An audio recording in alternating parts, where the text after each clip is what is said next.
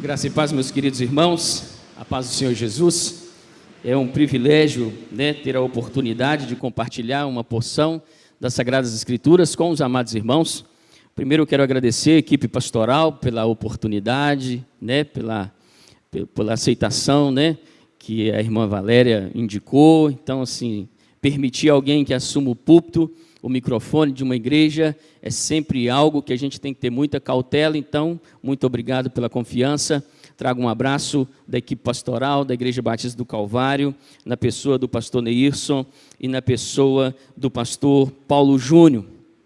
E nessa noite, irmãos, eu gostaria de compartilhar com os amados algo que eu tenho ministrado também lá nos cultos da tarde, o qual Deus tem me dado a oportunidade de ser responsável por aquele momento ali de culto. E sempre no mês de setembro eu gosto de falar de emoções, porque elas fazem parte da existência humana. Então a proposta nessa noite é cuide das suas emoções, e a gente vai pensar aquilo que os irmãos também estão trabalhando nesse mês.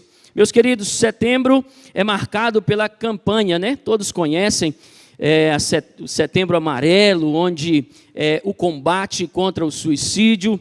E quando a gente fala sobre isso, irmãos, está inteiramente ligado a cuidar de vidas, cuidar da emoção, cuidar da mente. Isso é algo relevante. Quando nós pesquisamos sobre o assunto, a gente descobre que foi num momento não muito fácil de um jovem chamado Mike M., lá nos Estados Unidos, em 1994, onde ele vai dar cabo à sua vida.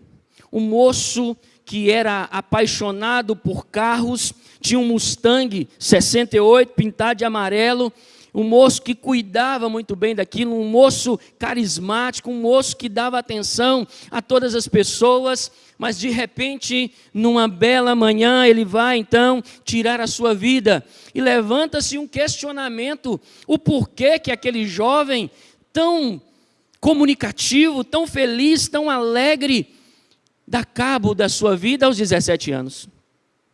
E no funeral daquele jovem, uma turma de amigos, então, vai ali criar uma frase que vai dizer: se você precisa, peça ajuda. Yellow Ribbon, uma fita ou uma faixa amarela, que inspirou a campanha do Setembro Amarelo. Irmãos, falar sobre emoções significa falar de vida, falar de esperança, falar de saúde emocional.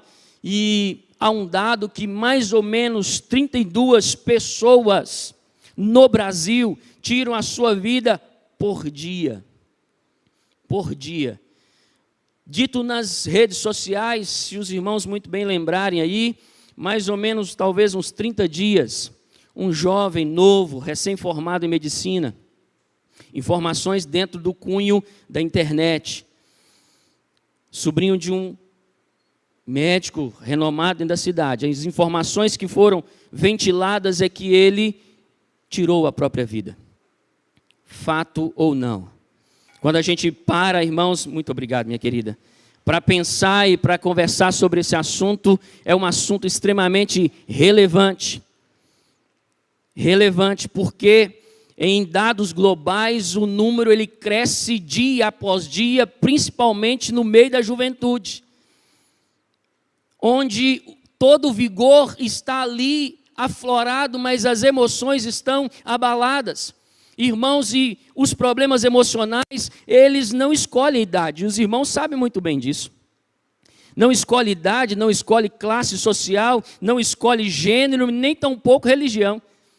Tanto homens e mulheres de Deus, homens que você olha assim, a envergadura, a intimidade com Deus, mulheres que você pensava que, meu Deus, como ela fez isso? Uma mulher de um entendimento das Sagradas Escrituras, um pastor de um cabedal teológico tão profundo, e mesmo assim ele vai e tenta contra a própria vida. Meus amados irmãos, é necessário cuidar das emoções. E para tal, eu gostaria que você abrisse comigo a sua Bíblia, por favor. Primeiro livro dos Reis, capítulo 19. Vamos nos ater a partir do verso 4 até o verso 8. Primeiro livro dos Reis, capítulo 19, verso 4 ao 8, para a nossa pequena exposição nessa noite. Aleluia, louvado seja o nome do Senhor.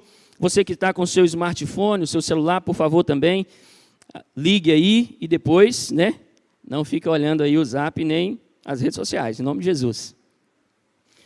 A partir do verso 4 nos diz assim: ele, porém, foi ao deserto, caminho de um dia, e foi sentar-se debaixo de um zimbro. 1 Reis, capítulo 19, a partir do verso 4.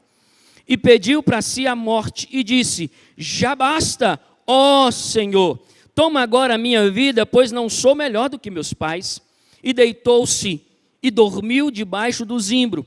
Eis que então um anjo o tocou e lhe disse: levanta e come.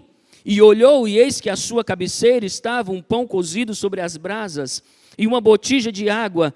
Comeu e bebeu, e tornou-se a deitar. Verso 7, o anjo do Senhor tornou outra vez, e o tocou e disse: levanta e come, porque te será muito longo o caminho. Levantou-se, pois, e comeu e bebeu, e com força daquela comida caminhou 40 dias e 40 noites, até Horebe, o monte de Deus. Senhor, nós mais uma vez paramos diante da Tua palavra. Fala ao nosso coração, apesar da minha insignificância, da minha miserabilidade, mas que eu esteja agora justificado por Cristo, como sou, Deus, pela Tua graça, a favor do Senhor. Que a Tua palavra produza, Deus, aquilo que está designado desde a eternidade para a noite de hoje, em nome de Jesus. Amém e amém. Meus amados irmãos, de forma breve, quando a gente olha para a vida do profeta Elias, um homem de Deus, um homem de uma envergadura extraordinária, um homem de uma intimidade com o Senhor inquestionável, mas um homem que aqui vai pedir a morte. Irmãos, e a gente consegue compreender que cuidar das emoções não é falta de fé. É um erro teológico onde alguns vão entender que é falta de fé procurar uma assistência médica, procurar um psicólogo. Meus irmãos, é completamente equivocado esse entendimento. Porque quando nós olhamos aqui, nós vemos o Senhor cuidando do profeta Elias. Para aqueles que são dicótomos, seja corpo e alma, ou para os que são tricótomos, corpo, alma e espírito, a gente percebe o Senhor cuidando da vida de Elias, em todas as esferas da sua vida. E, irmãos, é a palavra de Deus para o nosso coração, ela é renovo sempre que nós a abrimos. Ela é pão vivo, ela é palavra viva, ela encontra espaço no nosso coração, porque ela se renova a cada manhã. E olhando então para esse texto e o contexto da vida do profeta Elias, eu queria aferir com você alguns princípios acerca desse assunto. Assunto tão relevante, tão oportuno, tão necessário, tão eloquente, que é cuidar das nossas emoções. Irmãos, quando nós olhamos aí no primeiro verso, é possível nós inferirmos o que já está na tela, que o esgotamento emocional enfraquece a fé e apaga a esperança. Enfraquece a fé e apaga a esperança. O texto nos diz no verso 1, e Acabe fez saber a Jezabel tudo quanto Elias havia feito, e como totalmente matara os profetas à espada. Preste bem atenção no verso 2. Então Jezabel mandou o mensageiro Elias. As palavras de Jezabel alcançam as emoções de Elias. As palavras de uma mulher ganham força agora na mente do profeta. E ela vai dizer: assim me faça os deuses, outro tanto, se amanhã, a estas horas, não puser a tua vida como a deles. O profeta Elias acabara de ter uma vitória sensacional. O profeta Elias acabara de ter um desfecho maravilhoso. O homem acabara de ver Deus agir de uma forma extraordinária. Mas o texto também é claro em dizer que após esse momento, após as palavras de Jezabel chegar ao ouvido, ao coração de Elias, ela ganha proporção gigantesca. É claro que Elias já estava ali no esgotamento físico. É claro que Elias estava no esgotamento espiritual, não há dúvidas disso, porque ele vai dizer, pedir a morte ao Senhor. E a gente percebe que esse homem está com as suas emoções fragilizadas. Sabe o que a gente infere aqui, o que eu aprendo aqui? Que até mesmo os mais fortes, abre aspas, Até mesmo os mais fortes também choram. Até mesmo os mais fortes, irmãos, padecem diante das emoções sensibilizadas. Porque as emoções fazem parte da existência humana. Quando nós olhamos para o nosso Senhor Jesus, 100% Deus, 100% homem, o evangelista Mateus, no capítulo 26, verso 38, vai dizer acerca da palavra de Jesus: a minha alma está profundamente angustiada até a morte, meus amados irmãos. E a gente percebe que as emoções fazem parte da humanidade e nós não podemos ignorá-las. O que tem acontecido é que muitas pessoas têm ignorado as fragilidades humanas. Parecem no Instagram com um sorriso tão vivo, tão real, e no dia seguinte estampa as páginas da internet: fulano de tal deu cabo à sua própria vida. Dias anteriores, na mesa de família, na convivência como o jovem Mike, ninguém percebeu, ninguém percebia a vulnerabilidade que aquele moço estava enfrentando, estava passando. Por fora passa-se uma imagem de um super crente, por fora passa uma imagem de uma pessoa tão robusta, incapaz de passar por essas fragilidades. Mas no dia seguinte a gente recebe a notícia: fulano deu cabo à sua própria vida. Fazendo visita no hospital regional, como faço de frequência, conversando com uma pessoa da capelania, ela fala: pastor, como tem aumentado o índice de suicídio na nossa cidade. Na nossa cidade.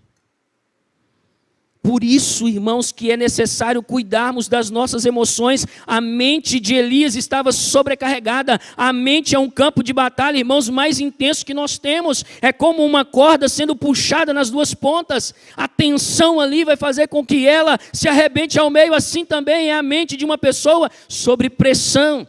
A Bíblia vai nos dizer em Provérbios capítulo 4, verso 23, sobre tudo que deve guardar, guarda o teu coração, porque dele procedem as fontes da vida. Guardar o coração inclui cuidar das nossas emoções. Cuidar das nossas emoções, seja aquele que tem as cãs, os cabelos brancos, seja nós como pais cuidando das emoções dos nossos filhos, das nossas crianças. Quando eu ainda atuava como técnico de radiologia, uma das minhas observações era quando eu fazia um exame de idade óssea para avaliar quantos anos a criança tem. Quando ela colocava a mão na mesa, a primeira coisa que eu avaliava era se ela roía as unhas. Característica de um princípio de ansiedade. E dentre tantos outros sintomas, meus amados irmãos, nós precisamos cuidar das nossas emoções. Mas há mais uma verdade que nós percebemos à luz desse texto, no verso 3, irmãos, quando a mente adoece, o isolamento parece refúgio, mas é uma armadilha. Via de regra, nós queremos o distanciamento, sair do foco, sair do meio das pessoas, e nós precisamos estar atentos a esses sinais de isolamento, onde a pessoa acha que é a solução entrar para um casulo. Percebam comigo no verso 3, Elias teve medo e fugiu, para escapar com vida, se foi, e chegando a Berseba, que é de Judá, deixou ali o seu servo. Deixou ali o seu servo. Não lute sozinho. Tem pessoas tentando lutar sozinha, se fecha, se tranca, dentro dos próprios relacionamentos conjugais. Maridos que se trancam, mulheres que se trancam, jovens, filhos que se trancam e querem vencer sozinhos. Quando nós olhamos aqui, a gente percebe esse erro do profeta Elias, que era comum naquele tempo. O profeta ter um servo, ter alguém que ele iria instruir, alguém que estaria ali ao seu lado ouvindo, recebendo as instruções, e é bem verdade, claro que sim, compartilhando, conversando. Mas a gente percebe aqui que a primeira atitude do profeta Elias é: eu vou deixar o meu moço aqui e vou para o deserto sozinho. eu vou ficar com as minhas emoções trancado. Quando você se isola, quando eu me isolo, a gente potencializa a dor. Quando eu fico sozinho, a voz do inimigo tem uma tendência a falar mais alto. A gente potencializa aquela dor, por quê? Porque nós estamos sozinhos. Eclesiastes capítulo 4, verso 9 vai nos dizer, melhor é ser dois do que um, porque se um cair, o outro levanta. Quando a gente olha o nosso mestre Jesus no Getsemane, ele chama 3 dos seus apóstolos para estar com ele. É bem verdade que os irmãos lá não ajudou muito e dormiram e cochilaram, e você conhece a história. Mas a gente percebe, irmãos, que muitos suicídios poderiam ser evitados se tivesse alguém atento às sinalizações. Estivesse ali pronto para ouvir sem julgar. Um simples eu estou com você pode salvar uma vida. Uma simples atenção, irmãos, ou de quem está passando, procure amigos, procure liderança, procure o seu pastor. E não é demérito nenhum procurar um psicólogo. 25 anos de área da saúde, fazendo ressonância, fazendo raio-x, fazendo tomografia, eu posso lhe dizer com muita propriedade, o cérebro adoece como qualquer um outro órgão. E precisa ser cuidado como qualquer um outro órgão. Como qualquer um outro.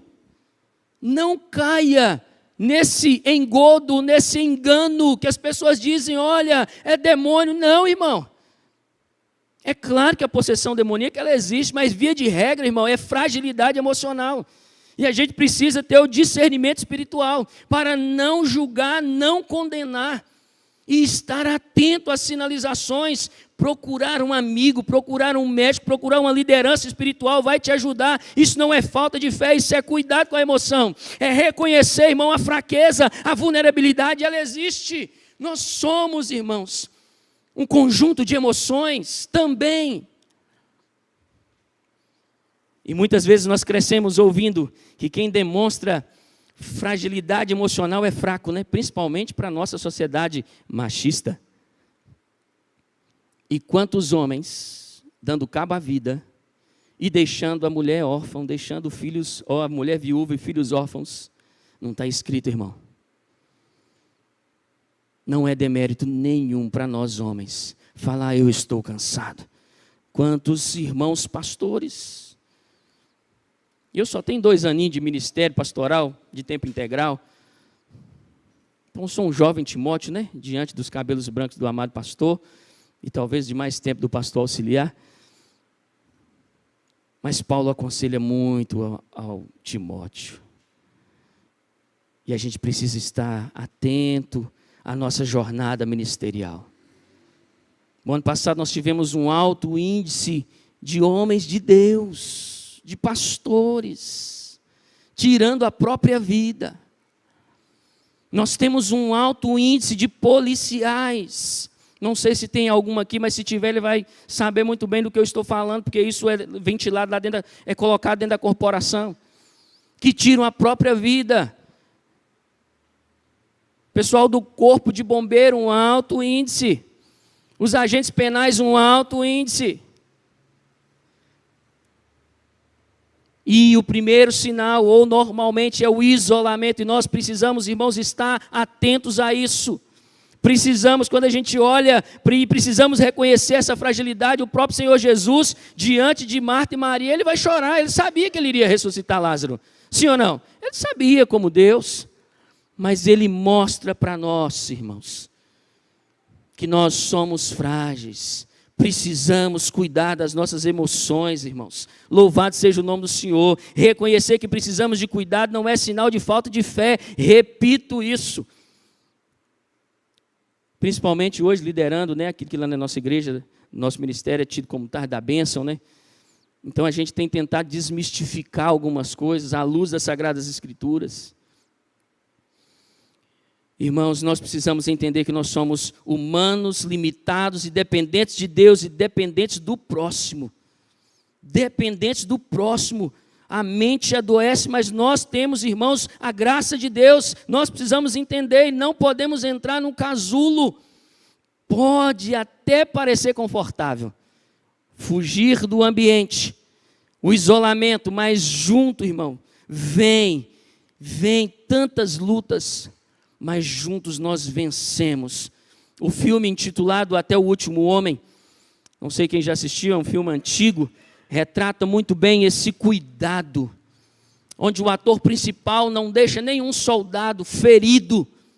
Ele vai resgatando e trazendo todos para o lugar de cura, trazendo socorro. E nós, irmãos, quando percebermos, precisamos ser esses socorristas, estarmos atentos aos sinais de fragilidade emocional.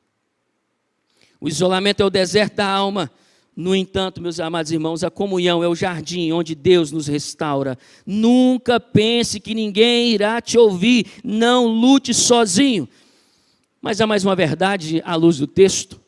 Varão, você me dá mais 10 minutinhos? Tá bom, então tá jóia. Que eu gostaria de compartilhar com você. O toque de Deus restaura a alma e reacende a esperança. Você crê nessa verdade? Amém? O toque de Deus, irmãos, reacende a esperança, restaura a nossa alma.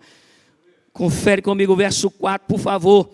Ele, porém, foi ao deserto, caminho de um dia, e foi sentar-se debaixo de um zimbro, e pediu para si a morte, e disse: já basta, ó Senhor, toma agora a minha vida, pois não sou melhor que meus pais. E deitou-se e dormiu debaixo do zimbro. Eis que então o anjo tocou, e lhe disse: levanta e come. E olhou, e eis que à cabeceira estava o pão cozido sobre as brasas, e uma botija de água, e comeu e bebeu. O toque de Deus, irmão, é milagroso na nossa vida. O toque do Senhor muda a nossa história. O toque do Senhor nos tira do casulo. O toque do Senhor nos insere novamente a vida e nos dá propósito, meus amados irmãos. Perceba comigo algo especial nesse texto. Deus não chega, permita-me a liberdade, pastor, com o pé na porta da vida de Elias. Elias, você fazendo isso aí de mimimi para me chamar a atenção, a minha atenção, Elias. Você está com medo daquela, abre aspas, mulherzinha, Jezabel. Quem é Jezabel, Elias, diante de mim? Deus não chega assim.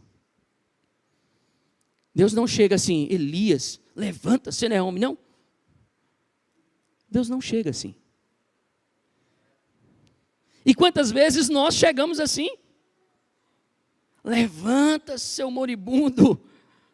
Levanta, isso é frescura. Isso é frescura demais. Mas a gente percebe aqui, irmãos, que Deus vai cuidar de Elias. O anjo chega e toca em Elias. Acorda, meu filho.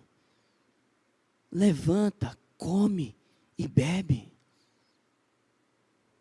E novamente, Elias, segunda refeição. Está na hora. Levanta, meu filho, come e bebe. Deus dá alimento físico para Elias. Porque via de regra, irmãos, quando nós entramos nesse quadro, alguns teólogos vão dizer que é depressão, mas eu não vou afirmar porque o texto não diz, mas um momento de fragilidade é. É o isolamento. Alguns ou a maioria vão deixar perder o apetite. Mas Deus não chega humilhando Elias, criticando Elias. O Senhor chega cuidando de Elias. O Senhor chega restaurando o físico de Elias. O Senhor chega ali e a presença do anjo vai simbolizar isso espiritualmente, a presença de Deus ali, espiritual para Elias, fortalecendo a fé desse homem. José Galucci Neto, diretor do Instituto de Psiquiatria da Faculdade de Medicina da USP, abre aspas, vai dizer: o cérebro é um órgão de relação, portanto, há uma influência direta do ambiente externo na maneira como reagimos às situações.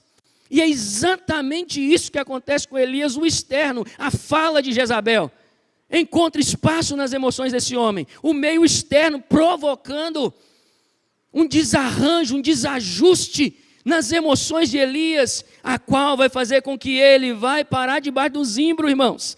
Grava no seu coração, Deus não despreza a dor, Ele cuida do seu corpo e da sua alma, Ele cuida da sua fé, Ele tocou em Elias, deu descanso, alimento físico e alimento espiritual.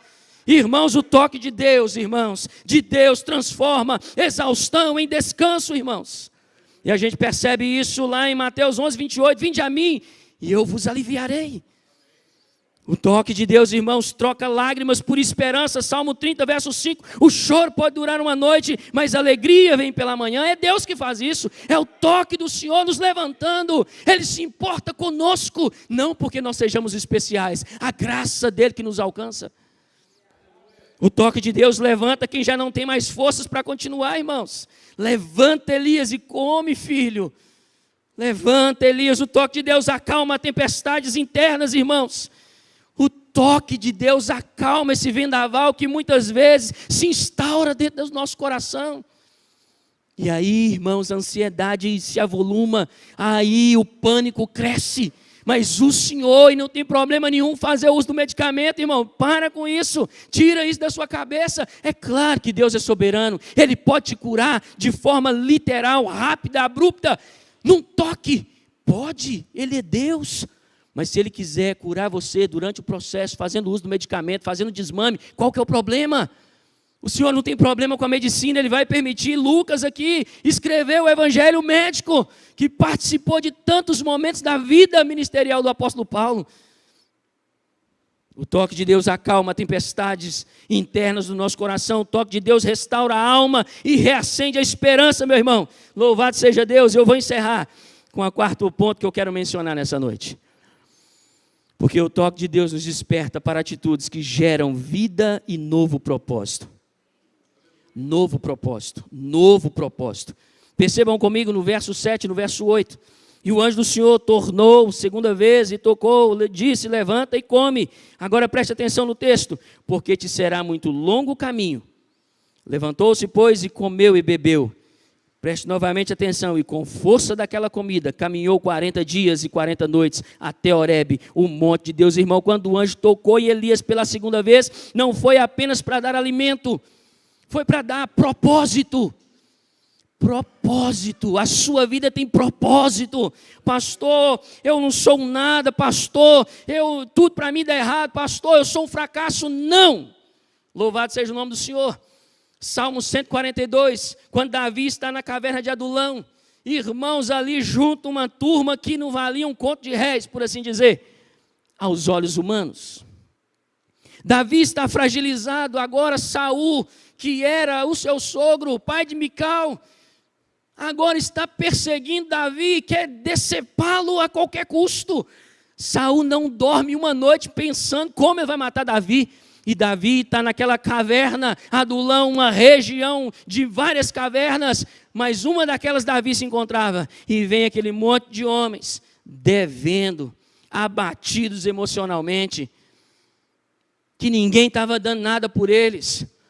E Davi então vai compor esse lindo Salmo 142, falando da grandiosidade de Deus, do alcance de Deus. A caverna não é o seu túmulo, em nome de Jesus. A caverna não é o lugar que você vai passar o resto da vida. Essa doença emocional não vai te levar para o cemitério, em nome do Senhor Jesus. O Senhor vai restaurar suas emoções. O Senhor vai curar as suas emoções.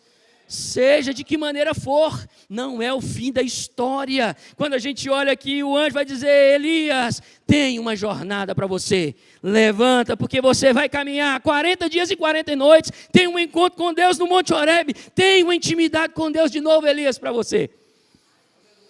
Sabe o que eu aprendo aqui, irmãos? O toque de Deus não é para nos manter onde nós estamos, mas é para nos tirar de debaixo do zimbro.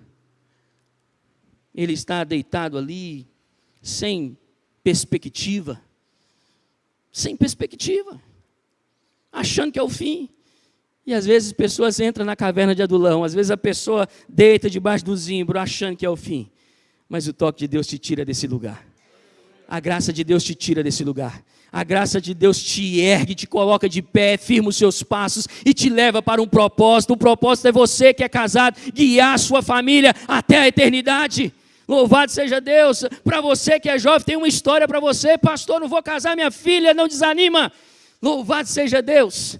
quando a gente olha para a vida de Zacarias e Isabel, na velhice, vendo as suas amigas todas ser mães, coisas aqui na minha cabeça, porque o texto de Lucas não vai dizer isso, mas o texto vai dizer que ela não engravidava.